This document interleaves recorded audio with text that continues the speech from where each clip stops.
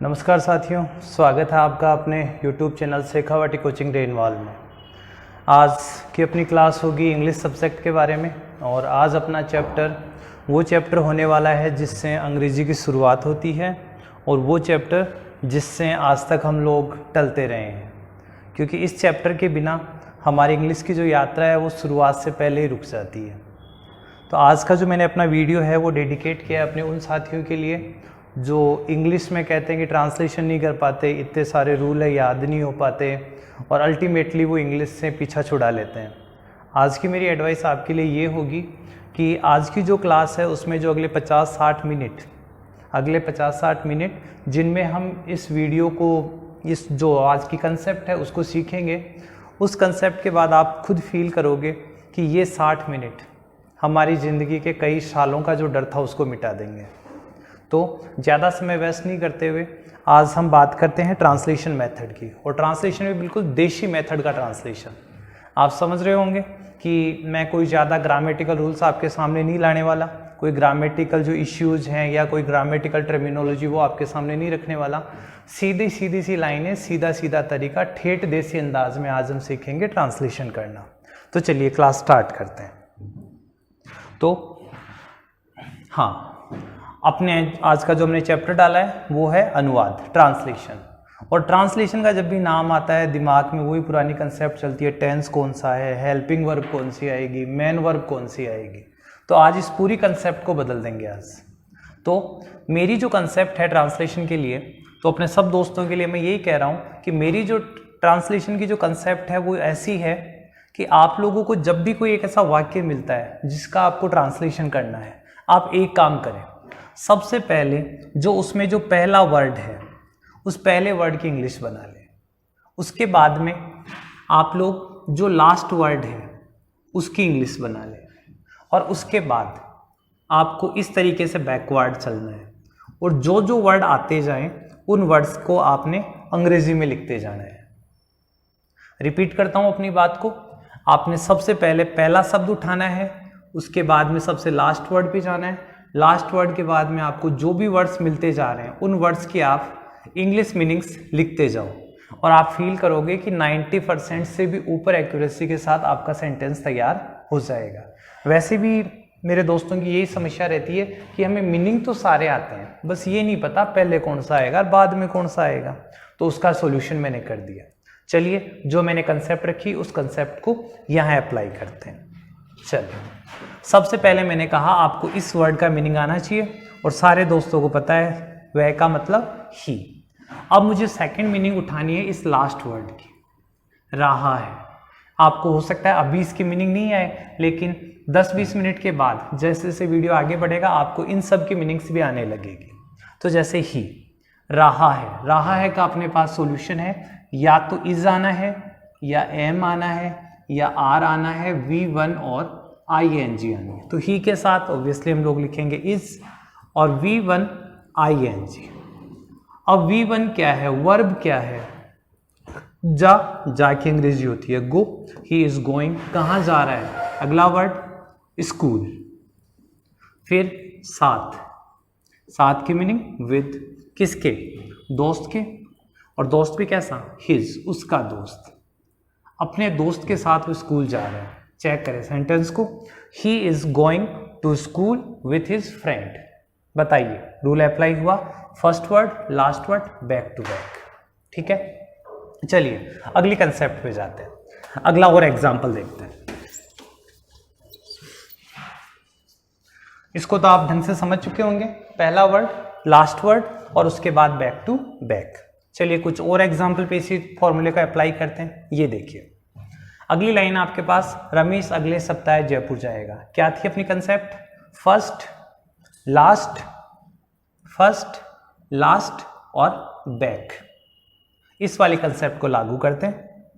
ये है मिस्टर रमेश जाएगा, गा की मीनिंग होनी है विल या सेल, जाना, गो, कहाँ, जयपुर, कब, सप्ताह, वीक, लेकिन इससे पहले क्या आएगा, नेक्स्ट वीक। ये लीजिए, Ramesh will go to Jaipur next week. बताइए है क्या कुछ मुश्किल, एक और ट्राई करते हैं। वह इस पर्सन को हल कर सकती है, वह है। अब की बार वह का मतलब क्या है? सी, बिकॉज सकती है, लास्ट वर्ड में पहुंचो, सकता है, सकती है, इसकी मीनिंग होती है कैन, क्या क्या कर सकती है? हल कर सकती है।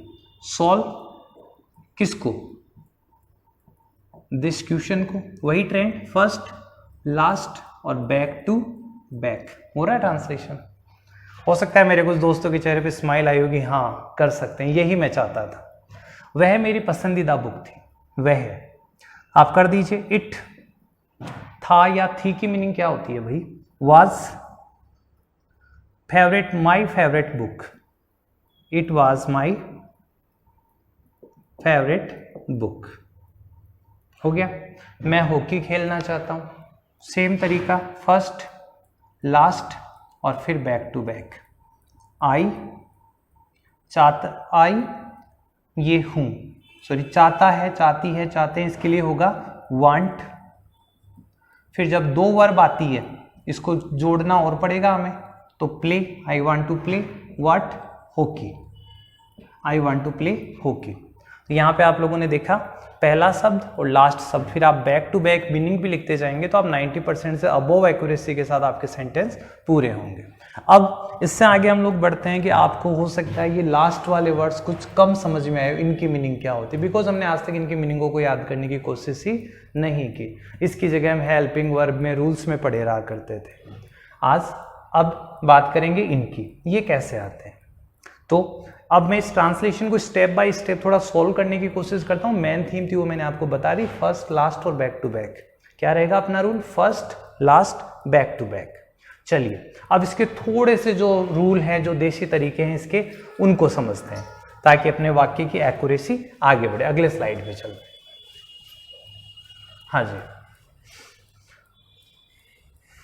हालांकि मैं आपको ऐसे टर्मिनोलॉजी में नहीं डालना चाहता, लेकिन फिर भी थोड़ा नॉलेज तो जरूरी है। अपना जो भी हर वाक्य में जिसको मैं पहला शब्द कह रहा हूं, वो पहला शब्द मोस्टली क्या होगा? सब्जेक्ट होगा। जिसे मैंने कहा पहला शब्द, तो पहला शब्द क्या होगा? सब्जेक्ट। और सब्जेक्ट होगा क्या? कर्ता। अब देखिए कर्ता क्या क्या हो सकता है। कर्ता या तो हो सकता है आपका नाउन, या हो सकता है प्रोनाउन। इसके अलावा भी काफी सारी संभावनाएं हैं, लेकिन मोस्टली इन्हीं की जरूरत पड़ती है। और मैंने कहा कि देसी तरीके से इंग्लिश पढ़ रहे हैं तो ज्यादा रूल्स को फॉलो हम नहीं करेंगे। देखिए नाउन, नाउन का मतलब संज्ञा, और संज्ञा की एक परिभाषा तो हमें हिंदी वाली तो आती है, किसी स्थान, व्यक्ति, वस्तु, गुण, धर्म आदि के नाम को संज्ञा कहते हैं। अब इसकी इंग्लिश, तो इंग्लिश में देखो, जब हम हिंदी में पढ़ते हैं ना, नाम को संज्ञा कहते हैं, नाम को संज्ञा कहते हैं, तो उसका इंग्लिश वर्जन देखो, द नेमिंग वर्ड। नाम देने वाला शब्द क्या होगा? संज्ञा होगा। जैसे किसी स्थान का नाम, जयपुर, सीकर, रेनवाल, ये सारे के स्थान के नाम। व्यक्ति के नाम, हरि, राम, सुरेश, ये व्यक्ति के नाम। वस्तु के नाम, पेन, चेयर, डेस्क, फैन, ये सारे क्या है? नाम है। मतलब जो भी कोई नाम है वो नाम क्या होगा? संज्ञा होगा। और हमें पहली मीनिंग के रूप में मोस्टली संज्ञा मिल जाती है। अगर संज्ञा मिल जाती है तो हम उसका मीनिंग बना लेते हैं। ठीक है, आगे बढ़ते हैं। अगला देखते हैं इसमें कि संज्ञा के बाद सेकंड मैंने कहा संज्ञा हो सकती है, संज्ञा के बाद में सर्वनाम भी हो सकता है। अब ये सर्वनाम क्या होगा? सर्वनाम की परिभाषा हिंदी वाली याद करते हैं, फिर इंग्लिश भी हमें आएगी। संज्ञा के स्थान पर काम आने वाले शब्द, यानी किसी नाम की जगह आप कोई दूसरा वर्ड काम में लेते हो, वो क्या कहलाएगा? प्रोनाउन। जो सीधा सीधा संकेत कर दे कि वो ही है। तो संज्ञा के स्थान पर काम आने वाले शब्द, मेरे दोस्त इस चीज को समझ पाएंगे। वर्ड जो यूज किए जाते हैं, प्लेस ऑफ नाउन, नाउन के प्लेस पर यूज होने वाले वर्ड क्या कहलाते हैं? प्रोनाउन कहलाते हैं। ठीक है, अब हम वैसे यहाँ पे काफी टाइप के प्रोनाउन होते हैं, यहाँ पर केवल पर्सनल यानी व्यक्तिवाचक प्रोनाउंस की बात करेंगे, उन्हीं की हमें सबसे ज्यादा जरूरत पड़ने वाली है। जैसे सबसे पहले किसी का, जैसे मैं अपने बारे में कहूँ माई नेम इज महेश, लेकिन सेकेंड टाइम मैं अपने आप को बोलूंगा मैं, तो मैंने इस जो मेरा नाम था, जो कि नाउन था, उसकी जगह अगली बार मैंने क्या बोला? आई। ठीक है, जैसे अभी आप और मैं सारे स्टूडेंट्स, लेकिन बाद में हम अपने आप को क्या बोल देते हैं, वी, हम। मैं आपको एक बार तो मैं आपका नाम लेके आपको इंट्रोड्यूस करता हूँ, सेकंड टाइम मैं कह देता हूँ तुम। सामने खड़े लोगों को पहले तो कि रमेश, हरी, गणेश बैठा है, फिर हम कह देते हैं वे। पहले तो एक आदमी, उसका नाम, और दूसरी बार मैंने कह दिया ही। तो I, we, you, they, he, she, it, ये क्या होते हैं, प्रोनाउन। आगे अभी और डिटेल आनी है, फिलहाल इतना याद रखें, प्रोनाउन संज्ञा के स्थान पे काम आने वाले शब्द क्या कहलाते हैं, प्रोनाउन कहलाते हैं। और ये कौन कौन से होते हैं, I, we, you, they, he, she, it. यहाँ पे एक चीज और क्लियर कर लेते हैं, अपनी जो अब तक की कमी थी वो कमी ये थी कि हम इनका केवल एक मीनिंग याद करते थे। सारे दोस्त यही मानते होंगे, आई का मतलब मैं, आई का मतलब मैं, वी का मतलब हम, यू का मतलब तुम, दे का मतलब वे, ही, सी, इन सब का मतलब वह है। यही अपने सबसे बड़ी बाधा थी, जो हम ट्रांसलेशन करने निकलते थे उसमें सबसे बड़ी बाधा भी यही थी कि हमें केवल सिंगल मीनिंग आता था, और एक्चुअल में वो सिंगल को हम मैं का मैं लेके बैठे रहते थे, हम का हम लेके बैठे रहते थे, वाक्य बनता नहीं था। तो आज इसको थोड़े से इसके नॉलेज को बढ़ाते हैं, क्या आई का मतलब मैं ही होता है, इससे आगे भी होता है। चलिए आगे चलते हैं, अगली स्लाइड में देखते हैं मैं के क्या क्या अर्थ हो सकते हैं।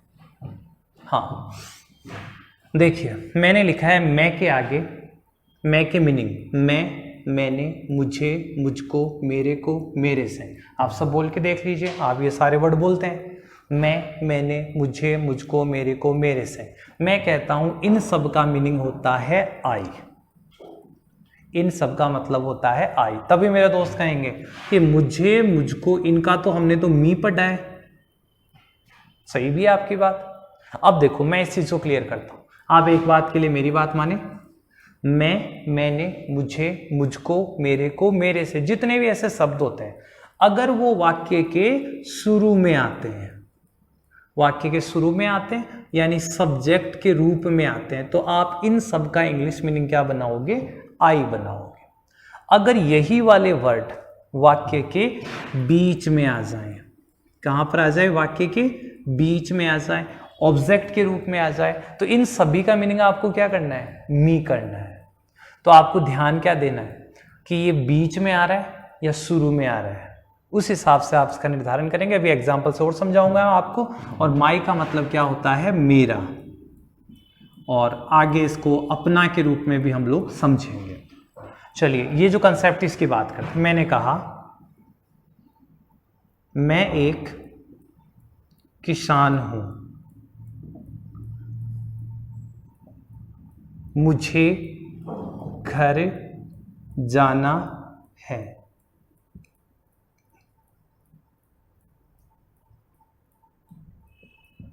मुझको एक किताब चाहिए। ये आपके सामने ट्रांसलेशन के मैंने कुछ वर्ड लिखे, आप बताएं मैं की अंग्रेजी क्या होगी, मैं की मीनिंग क्या होगी। आप ऑब्वियसली लिखोगे आई होगी।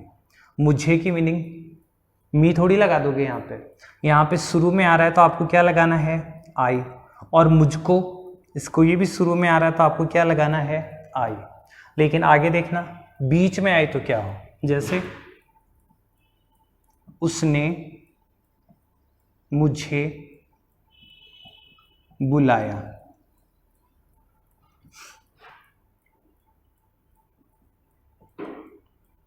रवि ने मुझको कहा।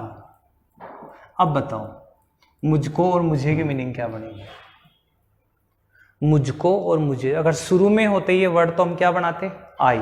ये कहाँ पे आ रहे हैं, बीच में, तो यहाँ पर आपको इनकी मीनिंग क्या लगानी पड़ेगी, मी। मेरे हिसाब से समझ गए होंगे मैं क्या कहना चाह रहा था। अगर यही वर्ड वाक्य के शुरू में आए तो आई, और वाक्य के बीच में आए तो मी, बीच में आए तो मी, बस इतना सा डिफरेंस, बाकी कोई खास नहीं। शुरू में आए तो आई, बीच में आए तो मी। चलिए अगले प्रोनाउन पे चलते हैं, बस इसी थीम से बढ़ेंगे हम लोग। हाँ, वी, वी का मतलब अब तक हमने याद रखा था हम, लेकिन सोचो हम से रिलेटेड शब्द कौन से होंगे वो, हम, हमें, हमको, हमने, हमसे, हमारे को। ये सारे वर्ड अगर वाक्य के शुरू में आते हैं तो क्या बनेगा, वी मीनिंग यूज करेंगे। और अगर यही वाक्य के बीच में आता है या अंत में आता है तो अस। और इसका संबंध क्या होगा, संबंध की बात करें तो आवर का मतलब हमारा और फिर से अपना। अगर इसका एग्जाम्पल लेके देखें तो एग्जाम्पल का तरीका ये हो जाएगा कि हमें पढ़ना चाहिए और उसने हमें बुलाया। सेम वर्ड है हमें और हमें, लेकिन दोनों की मीनिंग अलग अलग होगी। कैसे होगी, ये शुरू में है तो आप इसकी जगह क्या लिखोगे, आई। ये बीच में आ रहा है, ऑब्जेक्टिव फॉर्म में आ रहा है, इस सॉरी आई नहीं, यहाँ पे आप लिखोगे वी और यहाँ पर क्या लिखोगे, अस, क्योंकि वाक्य के बीच में। कंसेप्ट आ गई होगी समझ में, शुरू में आए तो शुरू वाला, बीच में आए तो बीच वाला। चलिए आगे बढ़ते हैं, अगले प्रोनाउन पे चलते हैं। अगला प्रोनाउन है यू। यू का मतलब तुम, तुम्हें, तुमको, तुमने, तुमसे, आपने या आपकी फैमिली के सारे, आप, आपने, आपसे, आपके, आपके लिए, ये सारे वर्ड अगर शुरू में आए तो भी यू, बीच में आए तो भी यू भला आदमी है।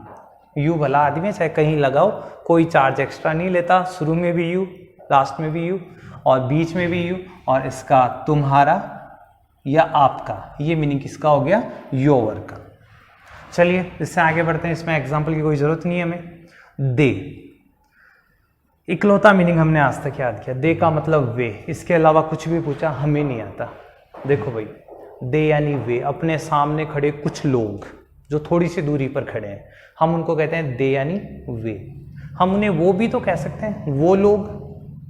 हम उन्हें, उन्होंने, उनके या उनसे, ये सारे शब्द उन्हीं लोगों के लिए काम में लेते हैं।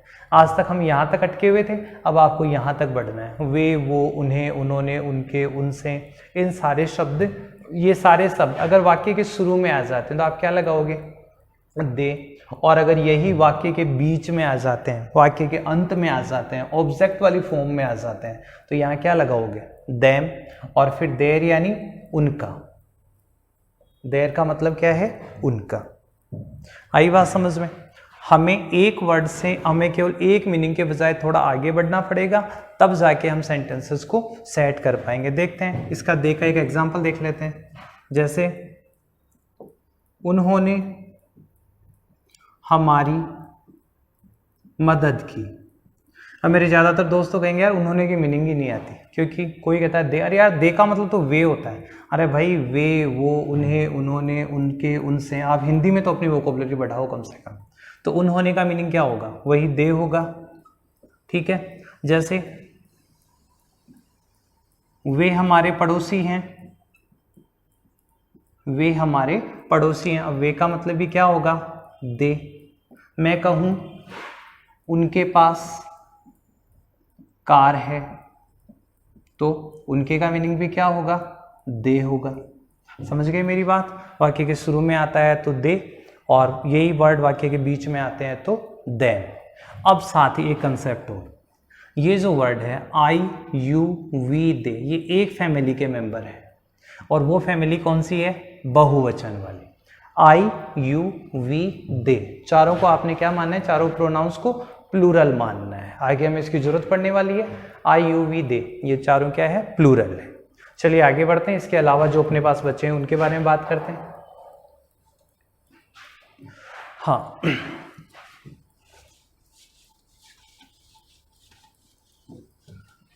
अगला जो प्रोनाउन अपने पास है वो है ही। ही का मतलब वह, ये तो आता था, लेकिन वह है वो भी वही है। उसे, उसने, उसके, सारे शब्द, अगर ये सारे के सारे शब्द, इनमें से कोई सा भी शब्द वाक्य के शुरू में आता है, जवाब होगा ही। और यही शब्द अगर वाक्य के बीच में आता है तो हिम, अंत में आता है तो भी हिम। और उसका अपना बताएं, या मैं कहूं उसका, तो इसका मीन्स क्या होगा, हिज। अगर आप अब देखो, ही आता है किसके लिए, पुरुष के लिए। अगर अपना सब्जेक्ट पुल्लिंग है, जैसे मान लो वह दरवाजे के पास खड़ा है, मतलब पुरुष है। वह दरवाजे के पास खड़ी है, इसका मतलब स्त्री है। तो जब पुल्लिंग हो वह, तब आपको क्या लगाना है, ही। और स्त्रीलिंग होगा तो सी। बाकी ही का ऑब्जेक्टिव रूप बनाओगे तो क्या बनेगा, हिम, और उसका संबंध बताओगे तो हिज। जैसे एक एग्जांपल देख लेते हैं।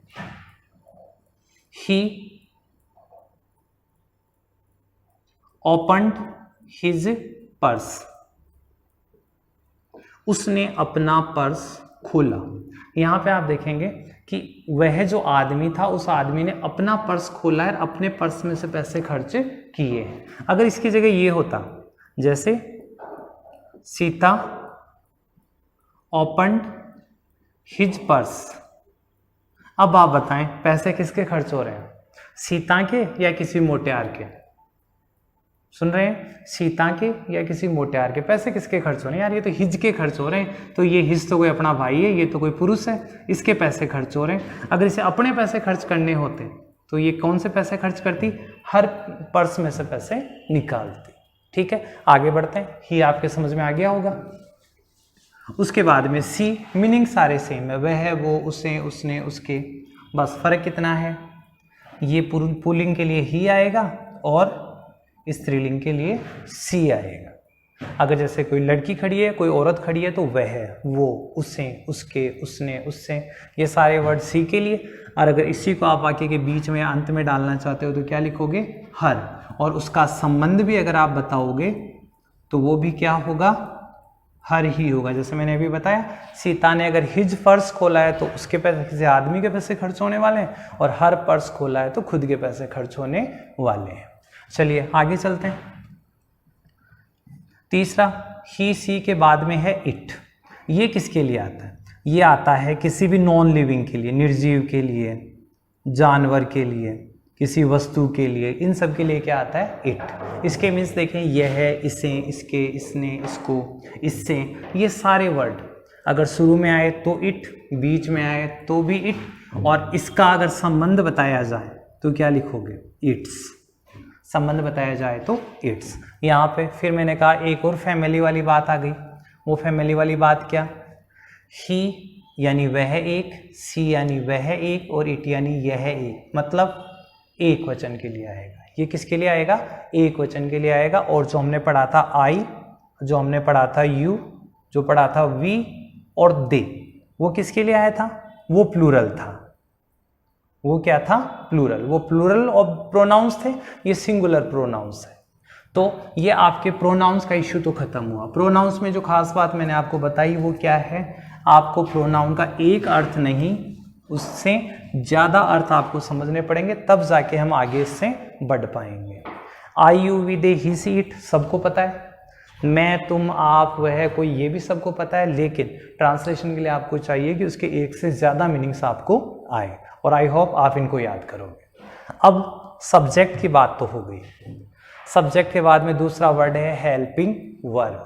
ये हेल्पिंग वर्ब क्या चीज़ होती है, तो देखो सबसे पहले तो इतने अनजान तो मेरे साथी कोई होंगे नहीं कि हेल्पिंग वर्ब क्या चीज़ होती है। ये वाले वर्ड्स मैं सीधा सीधा कह रहा हूँ, ये वाले शब्द हेल्पिंग वर्ब होते हैं। दिमाग खर्च करें, is, am, are, was, were, has, have, had, will, shall, do, does, did. अभी आप इतना तो याद कर लोगे, I you we they he she it ये प्रोनाउंस होते हैं। Is, am, are, was, were, has, have, had, will, shall, do, does, did ये क्या होते हैं, हेल्पिंग वर्ब्स होती है। अब देखते हैं हेल्पिंग वर्ब क्या है, और अपने अंदाज में पढ़ेंगे, देसी वाले ढंग से पढ़ेंगे। ग्रामेटिकली कोई अपने को रॉन्ग साबित कर दे, लेकिन आप लोग कहोगे चैप्टर पूरा होने के बाद कि यस आने तो लगा है कुछ भाई, आज तक बेकार ही डरते थे। देखो मैंने कहा हर हेल्पिंग वर्ब का एक विशेष अर्थ होता है। Every helping verb has a meaning. जैसे APPLE एप्पल, इसका भी एक मीनिंग होता है। सेव, BOO बुक, उसका भी एक मीनिंग होता है किताब। उसी तरीके से IS, इसका भी एक मतलब होता है। उसी तरीके से वाज का भी एक अर्थ होता है था। समझ गए होंगे। मैं यहाँ पर हेल्पिंग वर्ब को कोई स्पेशल ट्रीटमेंट न देके मैं केवल एक मीनिंग की तरह यूज करूंगा, और आपको भी यही मानना है हेल्पिंग वर्ब क्या होती है, just a meaning. A for apple, B for ball, उसी तरीके से is, am, are, was, were. Okay, पहली चीज, प्रश्नात्मक वाक्य में हेल्पिंग वर्ब कर्ता से पहले लगकर क्या अर्थ देती है, ये तो बैठ चुका होगा दिमाग में। Is, am, are, was, were, has, have, ये क्या होती है, हेल्पिंग वर्ब होती है। मैंने कहा अगर आपका वाक्य साधारण है, जैसे मैंने कहा दिस इज ए बुक, ये वाक्य क्या है, साधारण वाक्य है। यह एक किताब है। इज ने क्या अर्थ दिया भाई, है का अर्थ दिया। और दूसरी लाइन देखना, ही वॉज माई फ्रेंड, ये दूसरी लाइन हो गई। इसमें देखो वह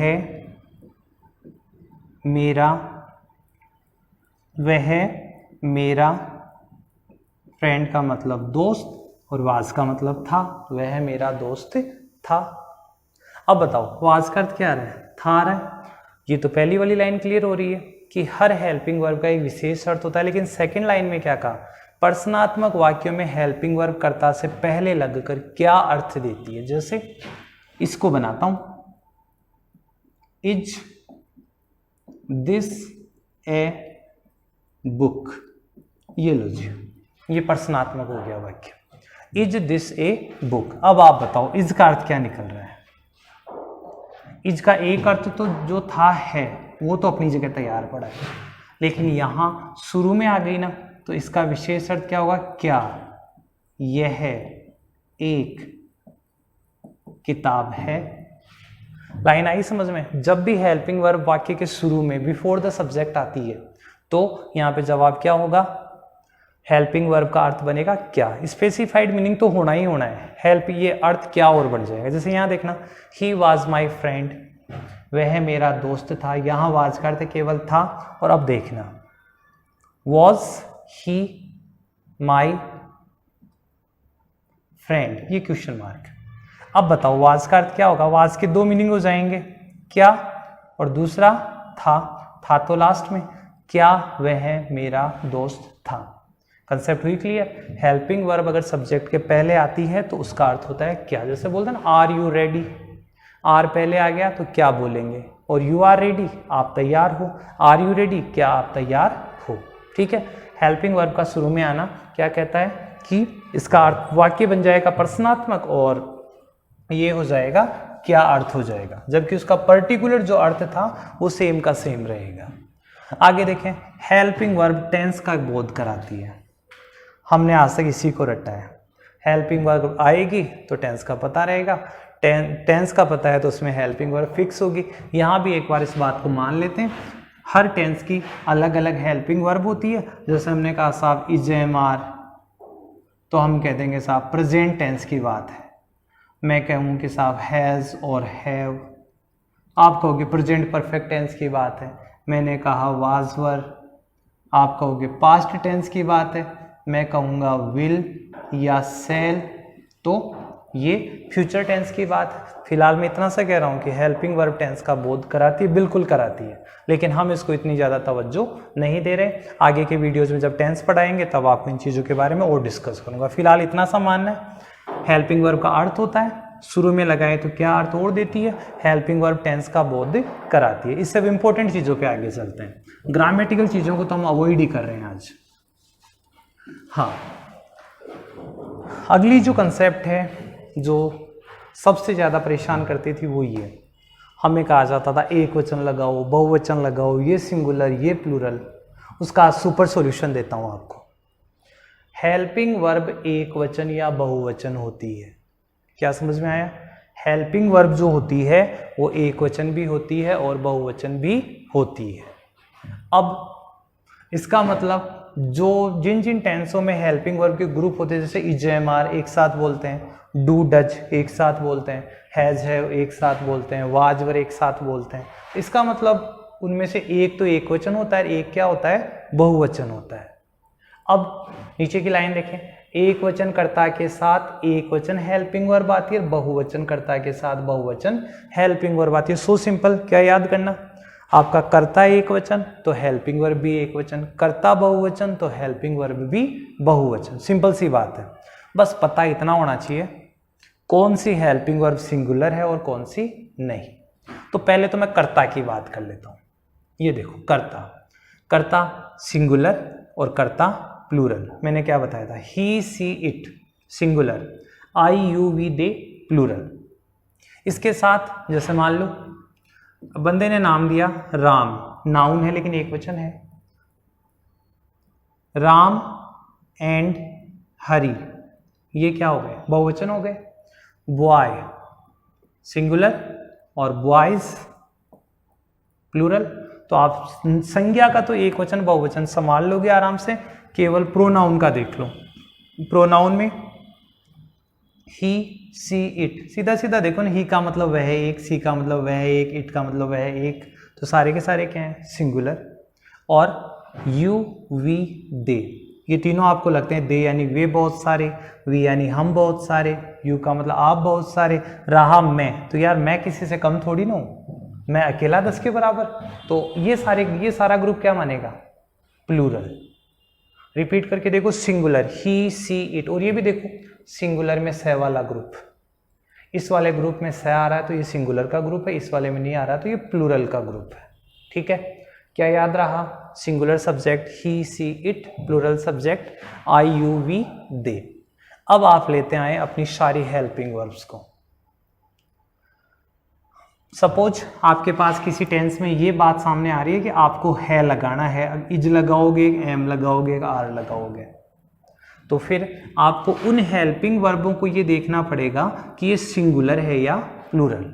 और ज़्यादा माथापच्ची ना करके सीधी सीधी बात बता देता हूँ, जिस जिस हेल्पिंग वर्ब में एस होता है वो हेल्पिंग वर्ब सिंगुलर होती है।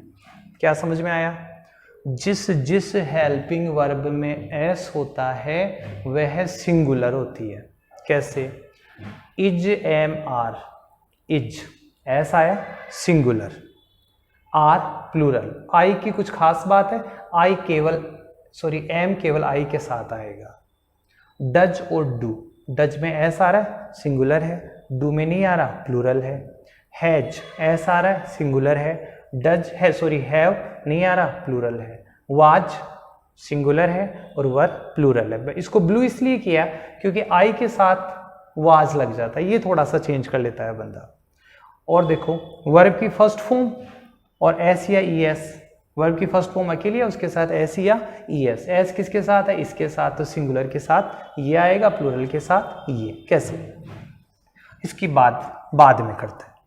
देखो आपका सब्जेक्ट है ही, तो आप ही के साथ इज लगा सकते हो, आर नहीं लगा सकते।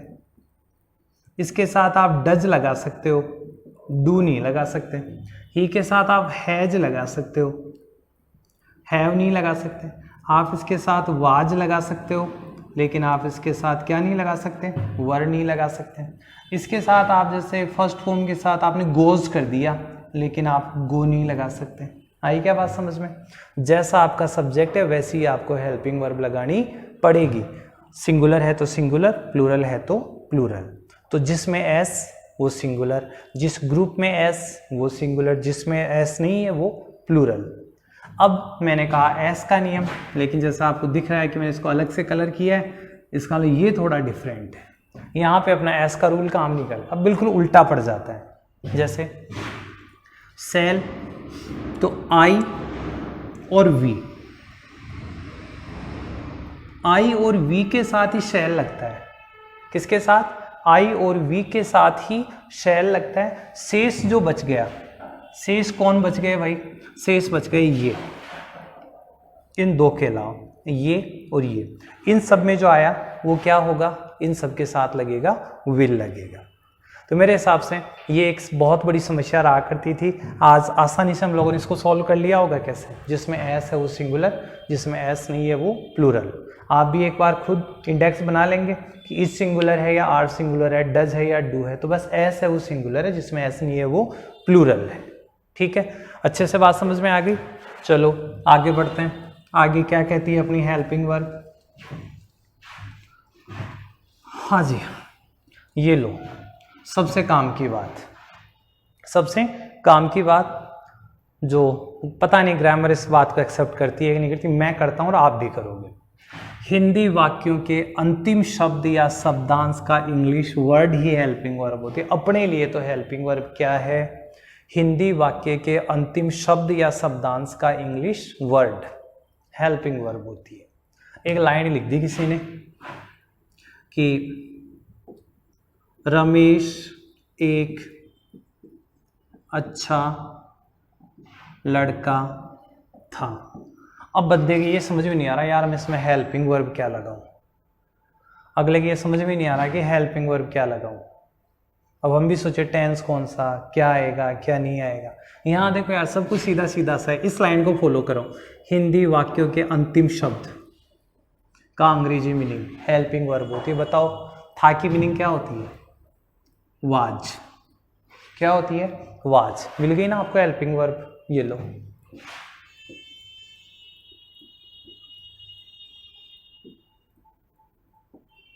कहते थे ना हेल्पिंग वर्ब नहीं आती, आ गई।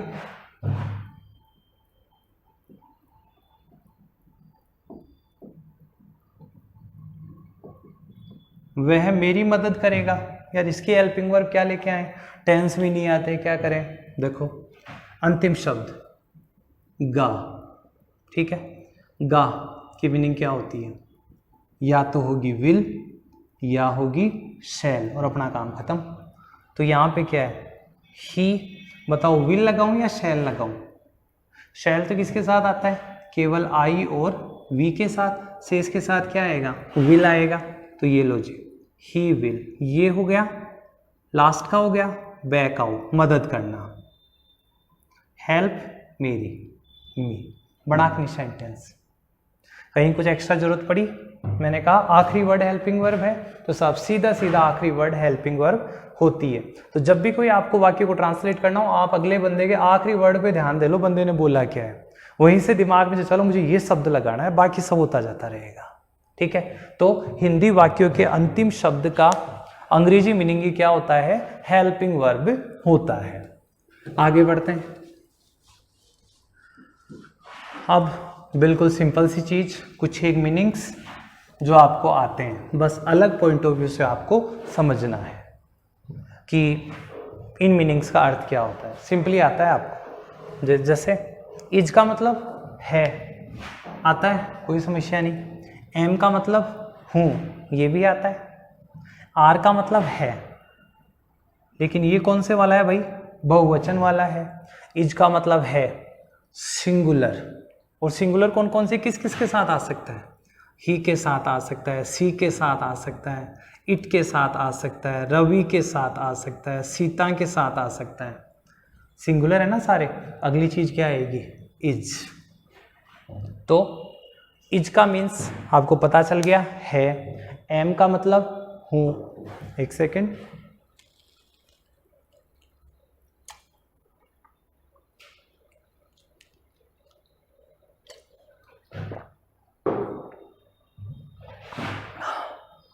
हाँ जी, एम का मतलब हूँ, याद रहता है आपको। आर का मतलब है, लेकिन ये बहुवचन वाला है। कैसे? अगर आपके पास सब्जेक्ट है यू, वी, दे या फिर बॉयज, तो आप क्या लगाओगे? है का मीनिंग आर। जैसे वे मेरे मित्र हैं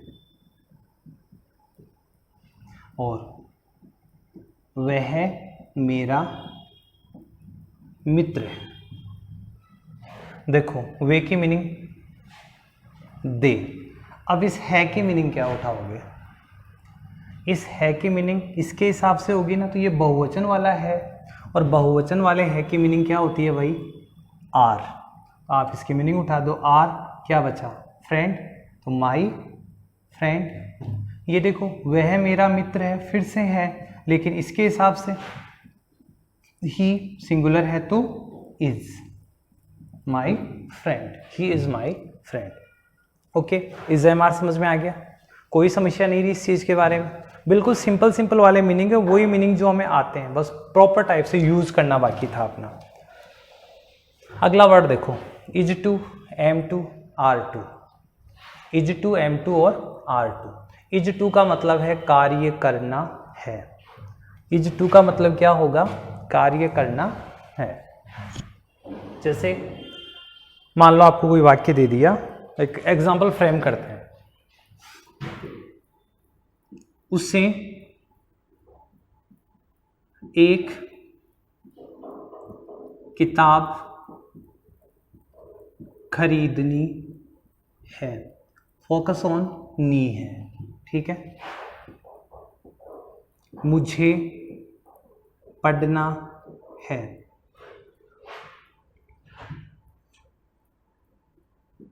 उन्हें कपड़े बेचने हैं। अब आप देखो, मैं वही वाला थीम, पहला शब्द उसे, ही, आखिरी शब्द ना है, नी है, ने है। मीनिंग कौन सा उठाऊं? ना है, नी है, ने की मीनिंग क्या होती है भाई? ये देखो, अभी याद करना है आपको। ना है, नी है, ने है। इसके लिए आपको करना क्या होता है? इज, एम या आर के बाद क्या लगाना है? टू। और सबको पता है टू के बाद फर्स्ट फॉर्म आती है। तो इस वाक्य को बढ़ा लो, उसे एक किताब खरीदनी है। ही, नी है, डिसाइड हो गया, या तो इज टू आएगा या एम टू आएगा या आर टू आएगा। बताओ ही के साथ क्या आएगा? ही के साथ आएगा इज टू। ये लो जी, ये हो गया, ये हो गया। अब क्या बचा? खरीदना। तो ही इज टू बाई, क्या खरीदना है? A book. बताओ ट्रांसलेशन हुआ कि नहीं? ही is two by a book. उसमें छूट गए तो यहां देख लो, एम टू कार्य करना है, वही ना है। मुझे पढ़ना है, बनाओ इंग्लिश, मुझे। मी लगाओगे, आई लगाओगे? हाँ, शुरू में डिस्कशन चला था अपना, मुझे का मतलब मी या आई शुरू में है ना, तो शुरू में होगा तो क्या लगाएंगे? बोलो, शुरू में होंगे तो हम लगाएंगे इसमें क्या? आई। ना है की मीनिंग लेकर आओ। क्या सीखा? Am to. क्या बचा? पढ़ना। I am to read, I am to learn. Last का देखो, उन्हें कपड़े बेचने हैं। उन्हें मीनिंग दे, ने है, बहुवचन हो गया। आर टू क्या करना? बेचना। दे आर टू सेल क्या? Clothes. They are to sell clothes. आ गई बात समझ में? मीनिंग काम के हैं, इज एम आर, है, हूँ, है, कार्य, और is to, am to, are to कार्य करना है, नी है, ने है। 6 मीनिंग याद करने पड़ेंगे भाई, थोड़ी बहुत इंग्लिश सीखनी है तो। चलिए आगे चलते हैं, इसके अलावा वाली मीनिंग्स क्या कहती है। सबसे फेवरेट मीनिंग आ गई भाई अपनी इंग्लिश में, चाहे कुछ भी आए ना आए, is am are I N G ठोक दिया करते थे। यहाँ देखो, इज के साथ V1 ING मीनिंग क्या रहेगा? रहा है, रही है। एम के साथ V1 ING आ जाए तो रहा हूँ, और आर के साथ V1 ING आ जाए तो रहे हैं। जैसे वह खेल रहा है, मैं खेल रहा हूँ, और वे खेल रहे हैं। बनाना है ट्रांसलेशन। ही रहा है, कौन सा मीनिंग लेके आओगे? Is am are I N G, तो ही इज, ये लो जी ING भी लगा दी, लेकिन लगाऊं किसके? खेलना के।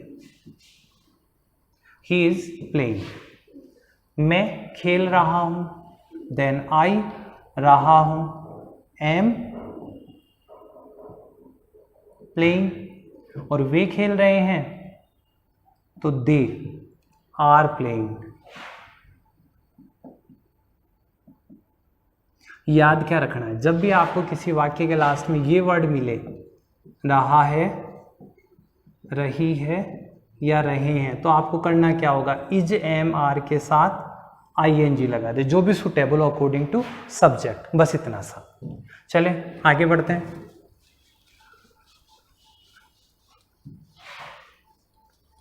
बस दोस्तों, मेरा आपको यही कहना है, हमेशा इंग्लिश में होता है क्या कि कुछ दूर के बाद आप साथ छोड़ देते हैं, ये सोच के अपने से नहीं होगा।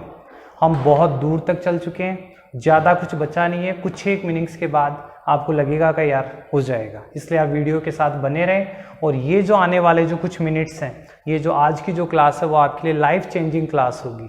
वो इंग्लिश जिसे कई सालों से डर रहे हैं, अगले कई साल तक डरना पड़ेगा, उसका डर आज खत्म हो जाएगा। उसका डर आज पक्का खत्म हो जाएगा, बशर्ते आप थोड़े से ऑनेस्ट रहें। कुछ एक मीनिंग्स को आप याद करने के लिए तैयार हैं, और मीनिंग भी ऐसे जो आपको जनरली आते हैं। इंग्लिश की तो याद ही नहीं करने, आपको तो उनका हिंदी मीन्स ही याद करना है। ठीक है, चलो कुछ और मीनिंग देखते हैं। HAS हैज, हैव और हैड, इन मीनिंग्स को बहुत ज़्यादा कंफ्यूजिंग होते हैं। हम डायरेक्ट हैज है वर्ड देखते सीधे ही है ना परफेक्ट टेंस पे पहुंचा देते हैं। यहाँ आपको परफेक्ट टेंस याद नहीं करना, आपने हैज की मीनिंग याद करनी है। हैज़ का मतलब होता है पास है, रखता है, होते हैं। पास है, रखता है, होते हैं, ये किसका मीनिंग होगा? हैज़ का। जैसे गाय के 4 पैर होते हैं, काऊ होते हैं, हैज़। लेग कितनी? 4 legs। ये लो जी, बन गया गाय का निबंध। अब इसमें 4 legs, 2 horns, 2 eyes, a tail करके पूरा वाक्य बना सकते हो, आप पूरा गाय का निबंध लिख सकते हो। हैव पास है, रखता है, होते हैं, ये क्या बात हुई? दोनों सेम कैसे? अरे भाई ये सिंगुलर सब्जेक्ट के लिए आएगा और ये प्लूरल सब्जेक्ट के लिए आएगा। प्लूरल कौन से? अगर आपके पास है आई, आपके पास यू, वी या दे हैं तो क्या लगाओगे? हैव। और अगर ही, सी और इट है तो क्या लगाओगे? हैज़। या एक वचन है तो, जैसे यहाँ देखो, उनके पास एक कार है। बताओ जी, उनके की मीनिंग क्या होती है? उनके की मीनिंग क्या होती है? मुश्किल है मीनिंग, वही होती है जो दे की होती है।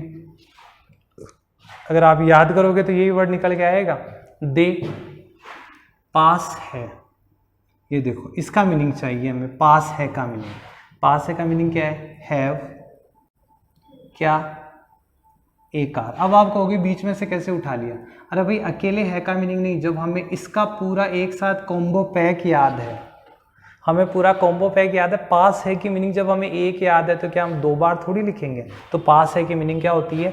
हैव या हैज, अकॉर्डिंग टू सब्जेक्ट। अब देखो हैड, पास था, रखता था, हुए थे, क्या होगा? रहीम के पास एक बड़ा प्लॉट था, तो पास था, मीनिंगों पे फोकस करना पड़ेगा। तो ये रहीम हैड, ये भी हो गया, ये भी हो गया, ये भी हो गया, क्या बचा? बड़ा प्लॉट, एक बड़ा प्लॉट, ए बिग प्लॉट। ये लो जी, ट्रांसलेशन हो गया। तो हैज, हैव, हैड, ये एक एक मीनिंग है जिसका मीनिंग होता है पास है, रखता है, होते हैं। जैसे मैं कहूँ मेरे पास पेन है, आई हैव ए पेन, मैं अपने साथ पेन रखता हूँ तो आई हैव ए पेन, ठीक है। उसके पास एक किताब है तो ही हैज़ ए बुक। उसके पास एक बंदूक थी, ही हैड ए गन।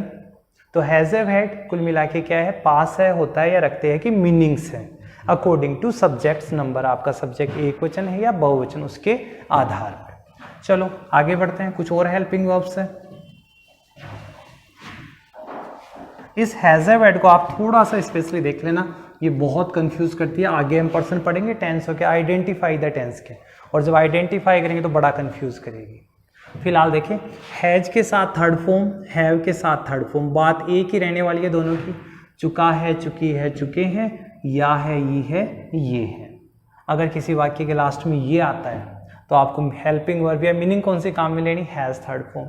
जैसे मैं आपको इसके बारे में बता चुका हूं, मैं आपको इसके बारे में बता चुका हूं। अब बताओ सब्जेक्ट क्या है आपके पास? आई के लिए चुका है, चुकी है, चुके हैं, कौन सा मीनिंग चाहिए? हैज या हैव के साथ थर्ड फॉर्म।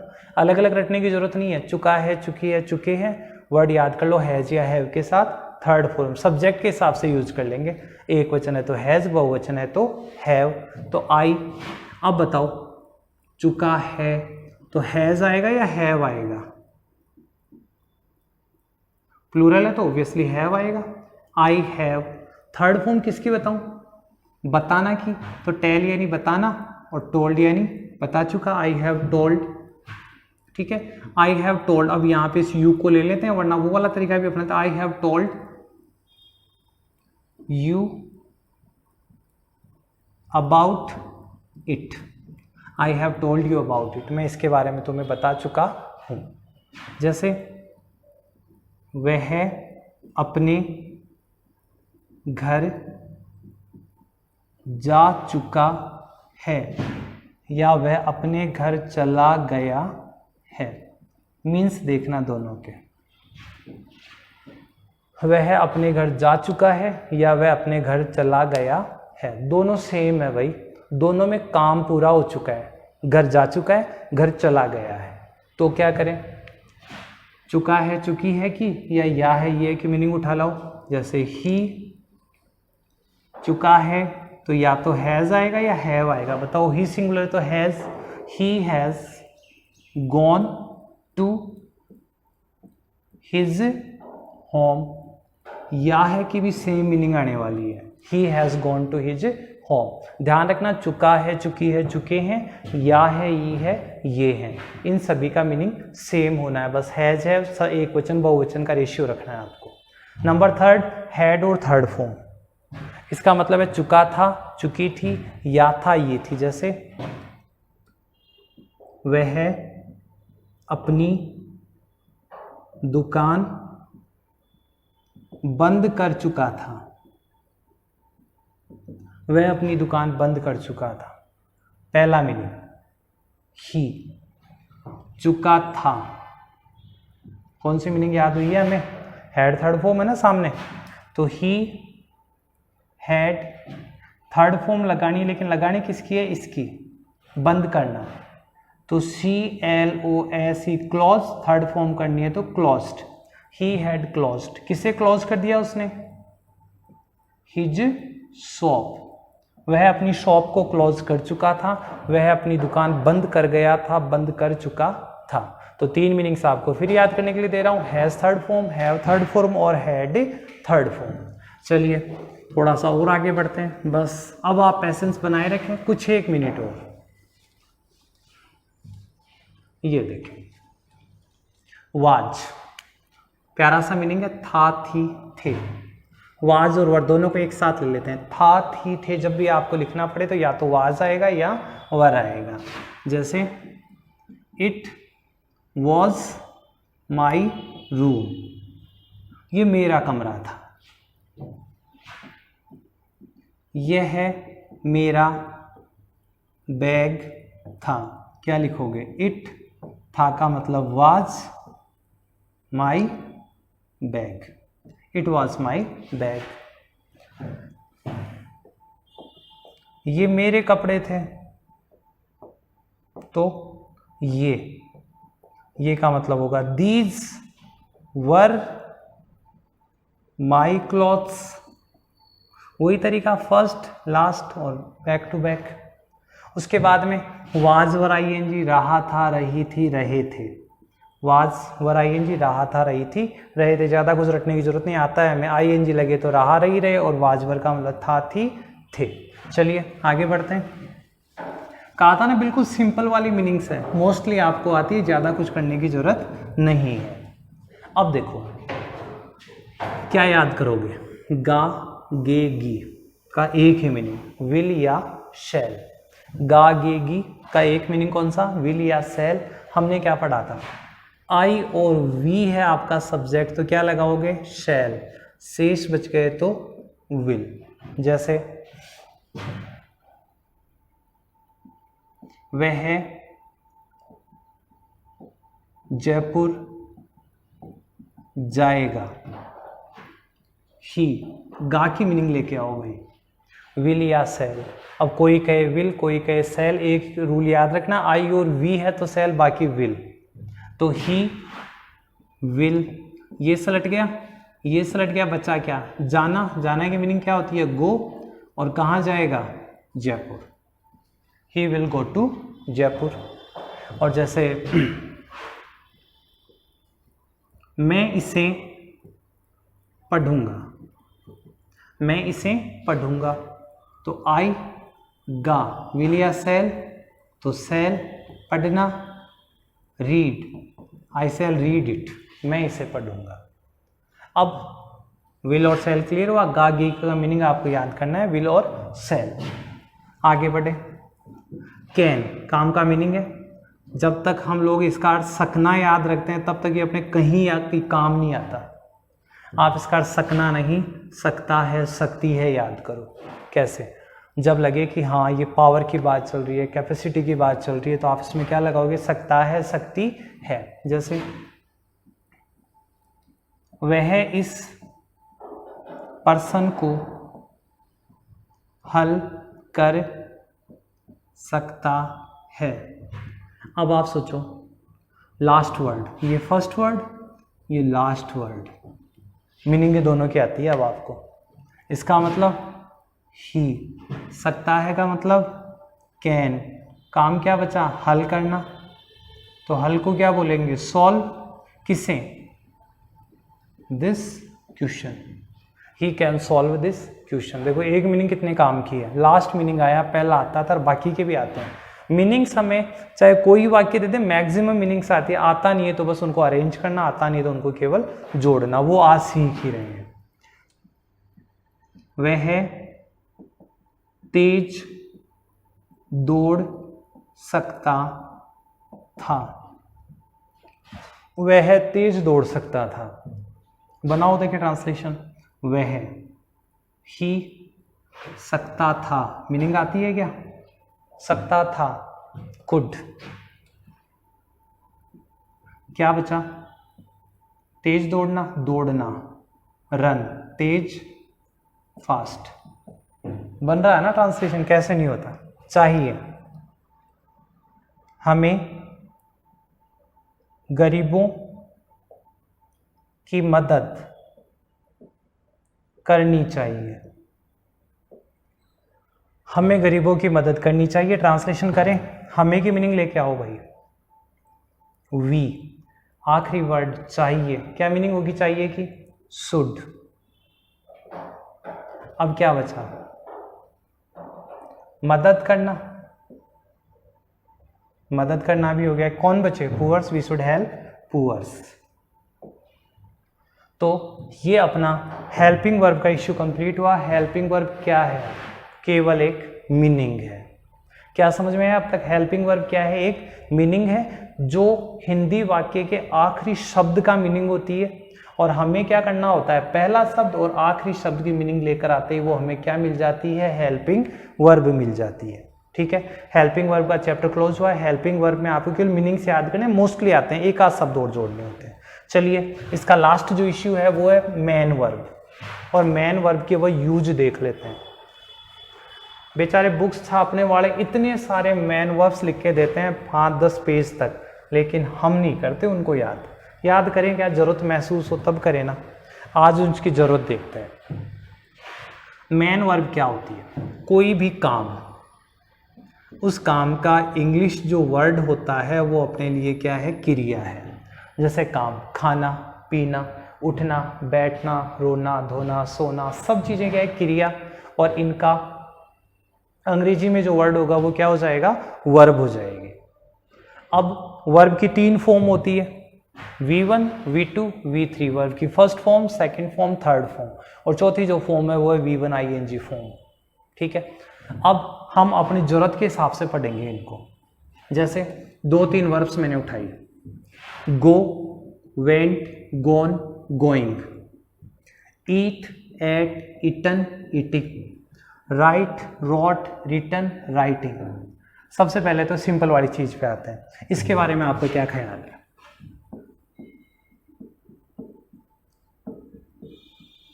जब किसी वाक्य में रहा, रही, रहे बोला जाए तो हम क्या लगाते हैं, वर्ब की फर्स्ट फॉर्म ING लगाते हैं कि नहीं लगाते हैं। सिंपल सा काम है, सबको याद है भाई ये तो। जब किसी वाक्य के लास्ट में रहा है, रही है, रहे आता है, या रहा, रही, रहे आए, सीधा सीधा V1 ING, मैं पढ़ा रहा हूँ, आप पढ़ रहे हैं, आप देख रहे हैं, मैं लिख रहा हूँ, तो रहा, रही, रहे मीन्स ING। इसकी बात करें,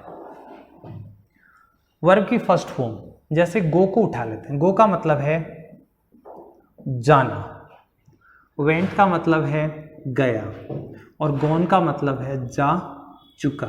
आप देख पा रहे हैं, काम का होना, काम हुआ, काम हो चुका। वैसे ही ईट का मतलब खाना, एट का मतलब खाया, और इटन का मतलब खा चुका। उसी तरीके से राइट, लिखना, फिर यहाँ पे लिखा, और फिर लिख चुका, और वो लिख रहा है, आ ही रहा है। तो जब हम वाक्य का ट्रांसलेट करते हैं, हमें इनकी जरूरत कहाँ पड़ती है। जरूरत पड़ने वाली बात देखो, जरूरत पड़ने वाली बात ये है, सबसे पहले मैं इसको उठा लेता हूँ। अभी हमने बोला गो का मतलब जाना, लेकिन दोस्तों आप गो का मतलब जाना लिखोगे तो थोड़ा अजीब हो जाएगा। गो का आप अर्थ लिखो, इसके साथ जोड़ दो ता है, ती है या ते है। अगर आपको वर्ब की फर्स्ट फॉर्म मिलती है तो आपको उसका अर्थ क्या निकालना होता है, ता है, ती है, ते है।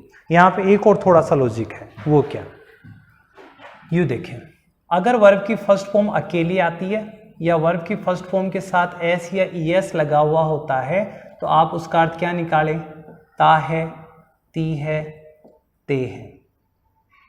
वर्ब की फर्स्ट फॉर्म का मतलब ता है, ती है, ते है। फिलहाल एक मीन्स याद रखें, ता है, ती है, ते है। जब लगाना हो तो वर्ब की फर्स्ट फॉर्म उठाओ। एग्जाम्पल देखते हैं, वह पढ़ता है, क्या करोगे, ता है की मीनिंग क्या, वर्ब की फर्स्ट फॉर्म एस या ईएस। ही, ता है फर्स्ट फॉर्म किसकी, पढ़ना की। अब रीड आएगा, रीड्स आएगा, या तो रीड या फिर रीड्स। आप बताओ, ही क्या है, सिंगुलर, सिंगुलर के साथ एस लगता था ना, ही रीड्स। और देखें, वह हॉकी खेलती है, तो सी, ती है का मीनिंग वर्ब की फर्स्ट फॉर्म ऐसे है, यस। वर्ब यानी काम, काम कौन सा है, खेलना, तो सी प्ले। अब बताओ, प्ले करूं, प्लेज करूं, फिर सिंगुलर है भाई, प्लेज हॉकी। अब देखो, मैं इंग्लिश पढ़ाता हूं, मैं इंग्लिश पढ़ाता हूं। लास्ट वर्ड फिर फोकस करो, ता हूं कैसे लिखें, आई, पढ़ाना की मीनिंग आपको पता है, टीच इंग्लिश। आप बोलोगे एस क्यों नहीं लगाया, एस इसलिए नहीं लगा क्योंकि आई क्या है, प्लूरल, और प्लूरल के साथ एस नहीं लगा था। मैंने इंडेक्स में बताया था, एस वाला सिंगुलर के साथ, बिना एस वाला प्लूरल के साथ। तो फर्स्ट फॉर्म किस जगह काम आती है अपने, जब वाक्य के लास्ट में क्या दिया गया हो, ता है, ती है, ते है, तो हमें लगानी है या तो वर्ब की फर्स्ट फॉर्म या उसके साथ एस या ईएस। ओके, अब देखो वर्ब की सेकंड फॉर्म पे आते हैं। सेकंड फॉर्म क्या कहती है हमें, सेकंड फॉर्म के लास्ट अक्षरों पे ध्यान दो, या, ये, ई। वह गया, गए, गई। खाना, खाया, खाए। ओके, लिखा, लिखी, लिखे, यानी या, ये, ई, या फिर आ, ए, ई। और एक वर्ड, ता, था, ती, थी।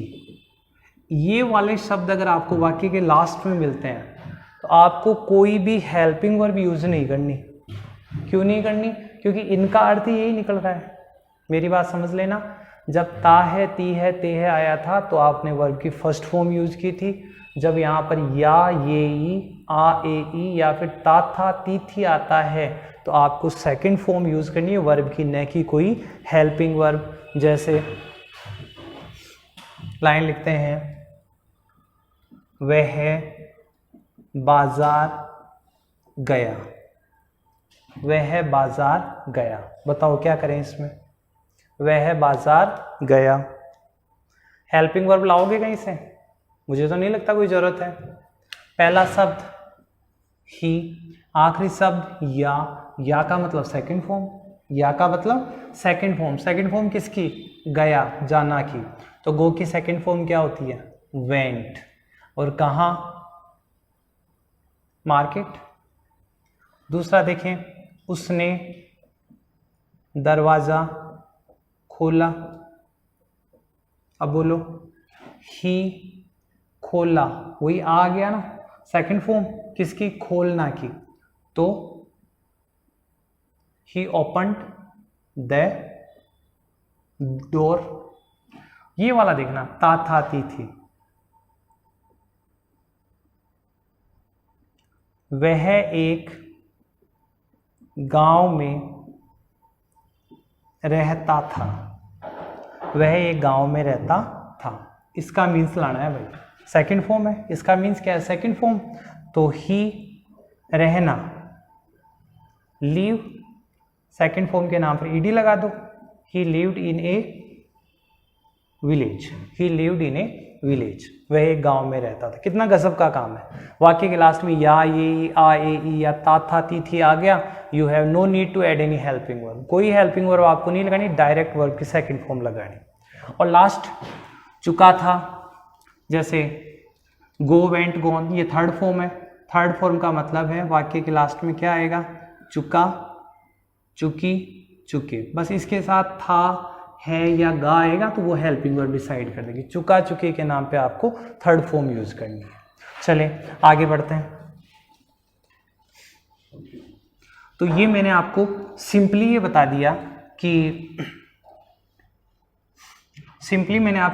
दिया कि आखिर हेल्पिंग वर्ब क्या होती है, मेन वर्ब क्या होती है, सब्जेक्ट क्या होता है, कैसे हमें इसकी ज़रूरत पड़ती है। फिर जैसे सिंपल वाली वही चीज़ें आ गई। गो का मतलब फिर से मैं लिख देता हूँ, ता है, ती है, फर्स्ट फॉर्म के साथ जोड़ोगे, सेकंड फॉर्म के साथ या, ये, या फिर ता, था, ती, थी जोड़ेंगे। और गॉन का मतलब क्या होगा, चुका, और यहाँ पर रहा। इस तरीके से आपको मीन्स याद करने हैं। जैसे वह जाता है, तीनों एग्जाम्पल देखते हैं। वह जाता, वह स्कूल जाता है। और दूसरा वर्ड देखना, मैं स्कूल जाता हूं। तो ही, ता है, फर्स्ट फॉर्म आएगी, लेकिन ईएस लगेगा क्योंकि इसका तो मीन्स ही यही होता है, वर्ब की फर्स्ट फॉर्म या एस या ES. He goes to school. और जब मैं जाता हूं तो आई गो टू स्कूल। क्यों भाई, क्योंकि आई प्लूरल है, प्लूरल के साथ एस वाला नहीं आता। ये या, ये, जैसे वह स्कूल जाता था, ता था, तो ये second form. He went to school, वह स्कूल जा चुका, वह स्कूल जा रहा है। कॉमन बातें हैं, मतलब मेन वर्ब में आपको ये दो चीज़ें मोस्टली याद रखनी है क्योंकि इनमें कोई हेल्पिंग वर्ब का यूज नहीं होता। चलिए आगे चलते हैं। हाँ, अब तक हमने जो ग्रामेटिकल जो रूल्स पढ़े, जिन छोटी मोटी चीज़ों को हमने पढ़ा, उनके आधार पे मैं ट्रांसलेशन के लिए तो पढ़ा था ना हमने, आपको कुछ मीनिंग्स याद करने के लिए कहा। हो सकता है आपको मीनिंग याद हुई हो या नहीं हुई हो, फिलहाल तो आप अपनी कॉपी में से वीडियो को स्किप कर करके देख सकते हो। लेकिन जब मेरी अगली क्लास होगी, उस अगली क्लास में हम सारे एग्जाम्पल करेंगे और आप लोग बिल्कुल साथ साथ रहना कि ये वाक्य होते कैसे हैं। ठीक है, तो फिलहाल मैं आपके लिए कुछ एक एग्जाम्पल सोल्व करवा देता हूँ।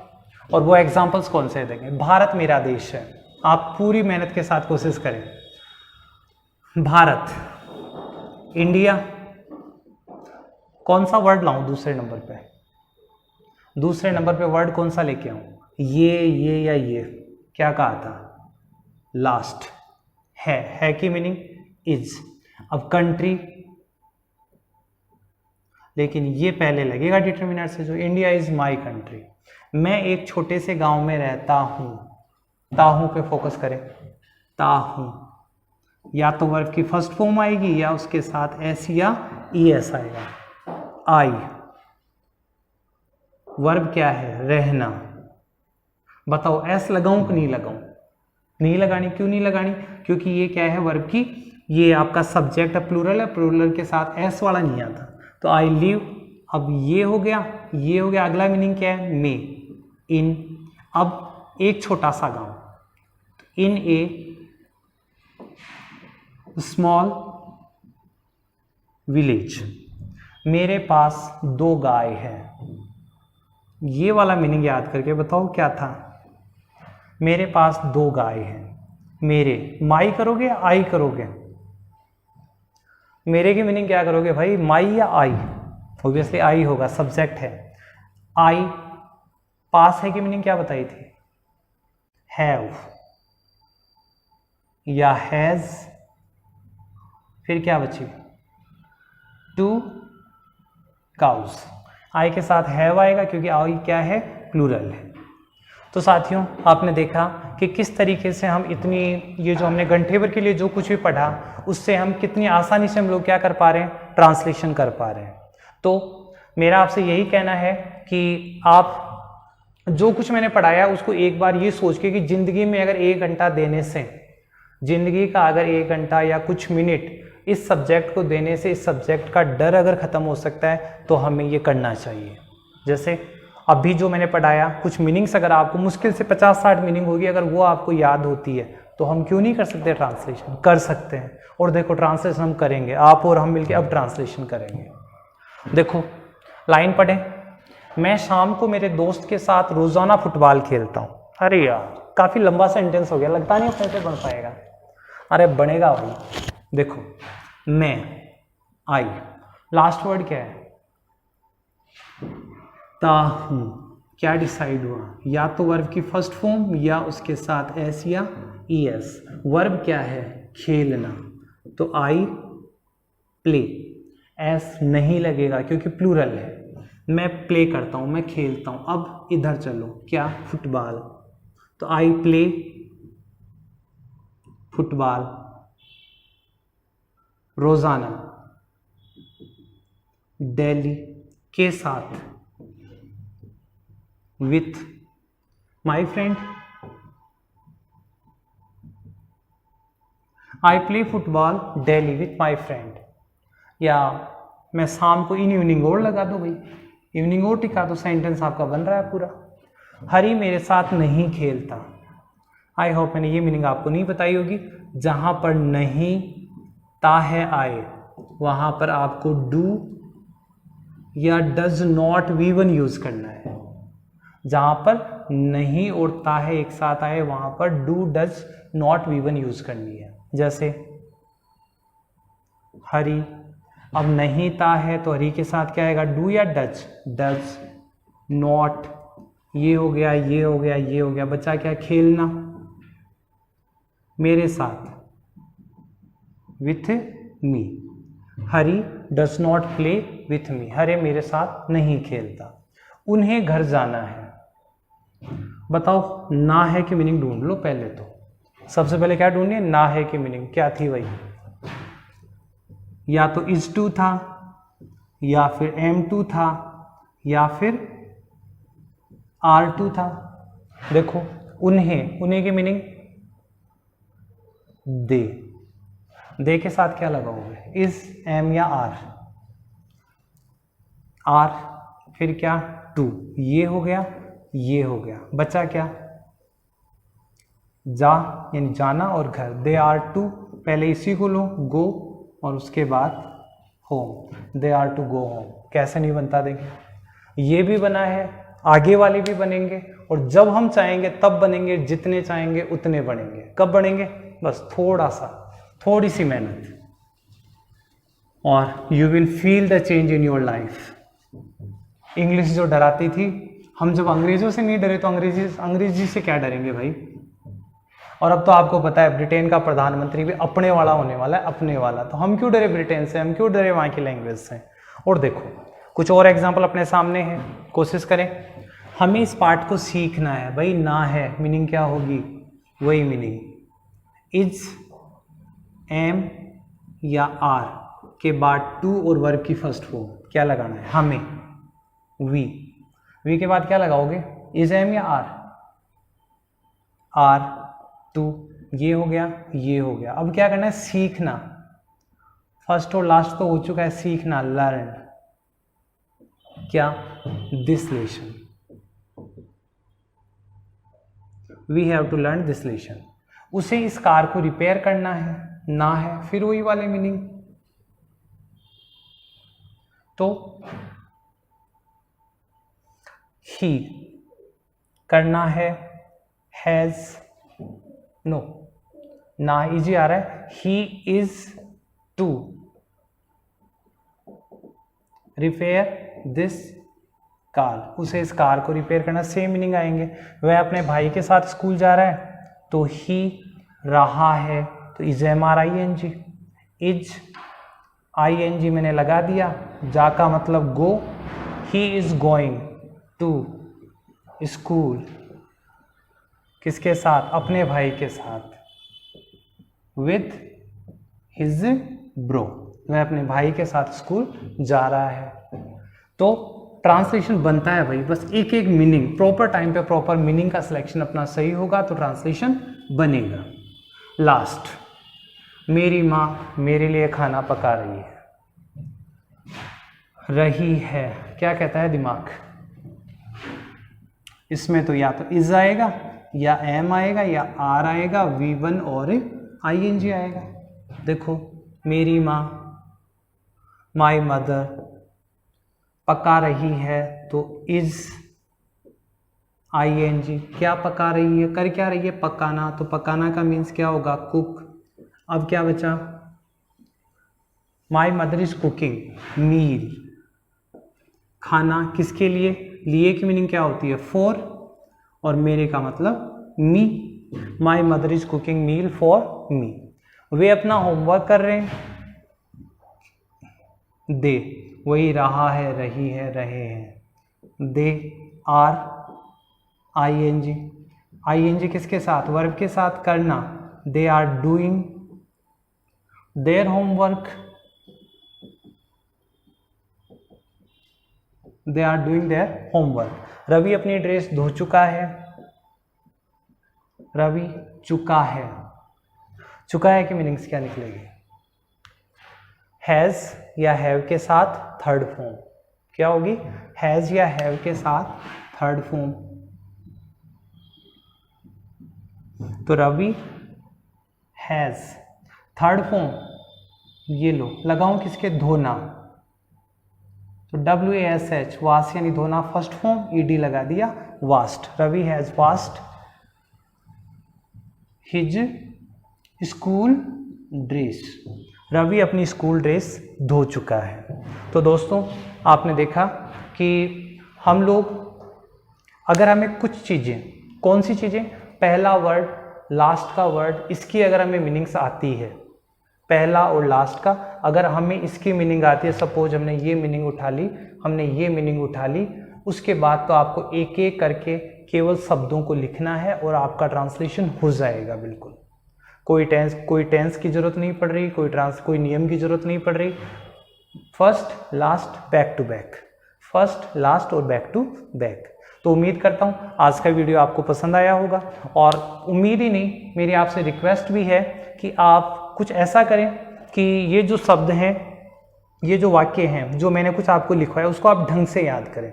और जब आप इनको ढंग से याद करोगे तो अगले वीडियो में मैं कुछ और एग्जाम्पल आपके साथ सोल्व करूंगा उन पुराने वाले उन्हीं नियमों को लेके। तो तब तक आपको इनको ढंग से याद करें और आपको कंफर्म, आई गारंटी कि आपको इंग्लिश का ट्रांसलेशन आने लगेगा। तो आज के लिए धन्यवाद, और